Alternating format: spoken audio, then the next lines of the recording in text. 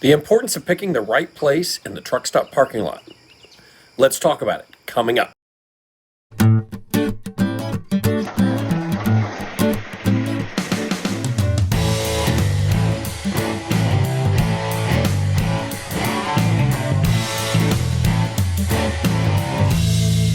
The spot you pick when you enter a truck stop is very important because it depends on what time you arrive and what time you're going to leave. There are times you will have to take whatever space is available.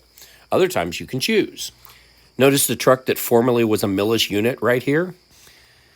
I always want to make sure that I find a spot that's going to be easy in and easy out, and I'm not going to wind up getting blocked. At first glance, these spots to the left look like they're going to be pretty good, right? But notice this flatbed. He's not parked in a space. He's parked after the last space. And chances are there will be a couple more of those parked there when I get ready to leave at 2 o'clock in the morning. On the other hand, I saw this space, which looks like it will be the perfect space for being able to get in and out of. It'll also be an easy back in. These spaces directly in front of the fuel island where these car haulers are, they're going to be a problem because trucks are going to be pulled up to the line, pulling their 30-minute break in the middle of the night. And that's going to be a problem for me to try to get out of. Plus, car haulers are longer than normal trucks, and it makes it harder to make your left or right turn coming out of there. These could be good spots, but I'm going to have to make a turn coming out of them.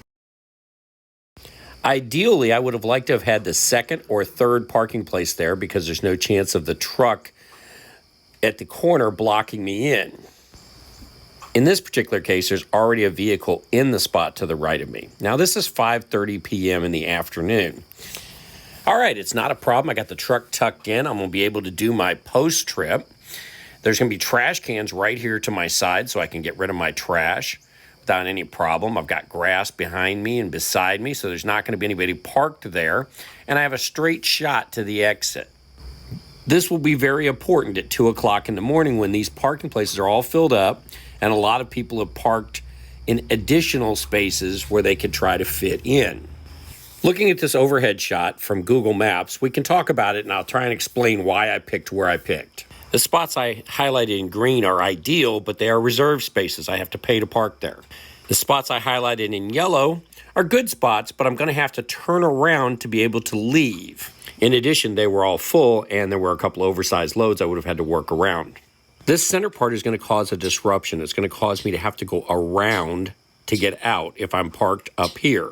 We have to remember that what the parking lot looks like when we pull in at 5:30 in the afternoon is not what it's going to look like 7 hours later when we get ready to leave. Truck drivers do not always park within the lines. I know, shocking. How did my choice work out? Well, oddly, this parking lot did not fill up on a Friday night. I will certainly have to bookmark this truck stop so that I remember where it's at because at 2:15 in the morning, this parking lot is not full. Notice that flatbed that was parked over the line is still there. No one parked on the side of him, but sometimes people park on this side of him, which would make things more difficult if you were coming off of that side right there to the right. I was always taught plan for the worst and hope for the best. Well, I planned for this parking lot to be slap full and people parked illegally everywhere when I got ready to leave. And it turned out that there were only a few trucks parked outside of the lines, and there were a lot of empty spaces. Notice there's nobody parked at the fuel line, the line that you pull up to after you finish filling. There's one truck getting ready to pull up to it now.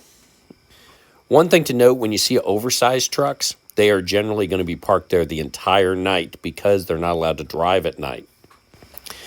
And see this truck that's parked right next to the scale? It's a wiggle wagon. This guy with double trailers, he doesn't fit in a normal parking place, so he's just going to stick it in wherever he can put it. Those reserved spaces off to the left, they were all completely full. This parking lot sold out of reserved spaces. Now, I know that had to suck when there were so many free ones left. Remember, there's a lot of different methods in choosing your parking place. You got to find the one that works for you. Remember to like, subscribe, and follow.